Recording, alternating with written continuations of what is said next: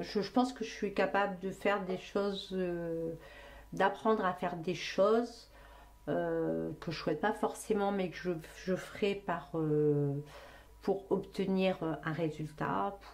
Enfin là, je parle par exemple pour ma maison, voilà, d'être amenée à reconstruire une maison pour montrer à mes enfants qu'à n'importe quel âge on peut reconstruire, qu'on peut apprendre. Et que voilà, on ne va pas rester sur le je sais ou je sais pas faire. Voilà, c'est tu sais pas faire, mais tu peux apprendre. Voilà, même si tu le fais mal, mais c'est pas grave, mais tu apprends, tu peux le faire. L'important c'est de le faire. Comme on dit, l'important c'est de participer. Bah là, c'est pareil dans les maisons, voilà. Donc ça, c'est une force, c'est un atout physique en fait.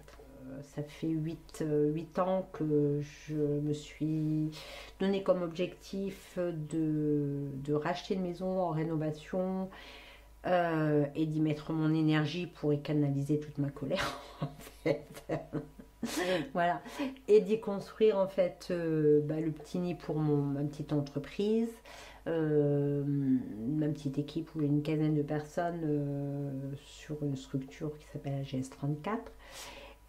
Et par ce biais, montrer à mes enfants que voilà, on peut construire, on peut avoir un objectif, un rêve et de le faire. Mais juste parce que tu en as envie, que tu as envie de le faire, il faut que voilà. Donc tout se fait pas dans la facilité, mais en tout cas, euh, plus tu le fais jeune, plus c'est plus supportable parce que effectivement le côté physique joue. Là, à 50 ans, s'amuser à refaire du carrelage, bon, je pense que là, j'ai donné, là, depuis 8 ans, voilà, là, je commence à saturer, voilà. Mais j'arrive sur le dernier du projet, donc ce qui est pas mal. Mais ça a été vraiment une belle aventure parce que euh, ça m'a permis de rencontrer des personnes, d'apprendre aussi d'autres choses, bien ou pas bien, mais en tout cas, voilà. De m'apercevoir que bah, j'avais les compétences pour le faire, mais je ne le savais pas. Donc, mais par obligation, bah, en fait, voilà. Dans l'obligation, des fois, on est relativement surpris de ce que l'on est capable de faire parce qu'on est têtu et qu'on veut acquérir ce que l'on veut. Euh, et qu'on peut être têtu parce que plus les gens, enfin moi je suis comme ça, je sais que plus on va me dire tu peux pas le faire et plus je vais montrer que je vais le faire, même si ça me coûte au niveau de la santé, mais voilà.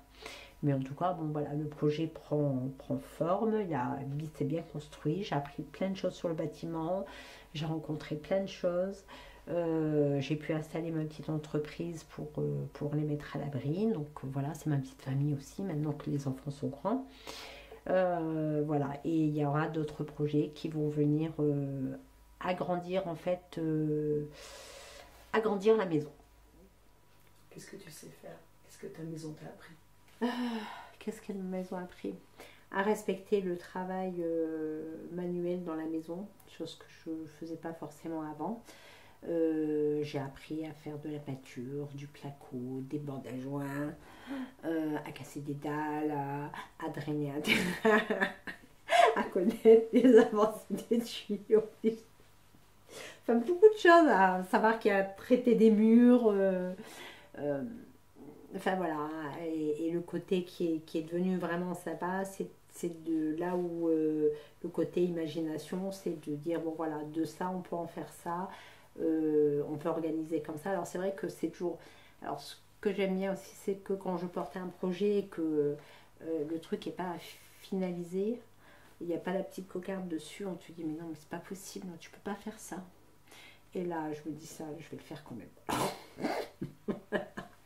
Donc ça, c'est le côté vraiment positif que la maison m'a apporté, de ne plus avoir peur en fait aux projets que tu veux. Tu peux les faire. S'ils arrêtent, de manière la terre continuera à tourner et puis tu les fais, c'est bien. Et si tu les fais, c'est en fait juste pour toi. Voilà. Après, tu peux en faire profiter les gens que tu aimes, mais avant tout, les choses, tu les fais pour toi. Et si tu vas pas jusqu'au bout, c'est pas grave. Tu auras au moins le mérite d'avoir dit d'essayer. Voilà.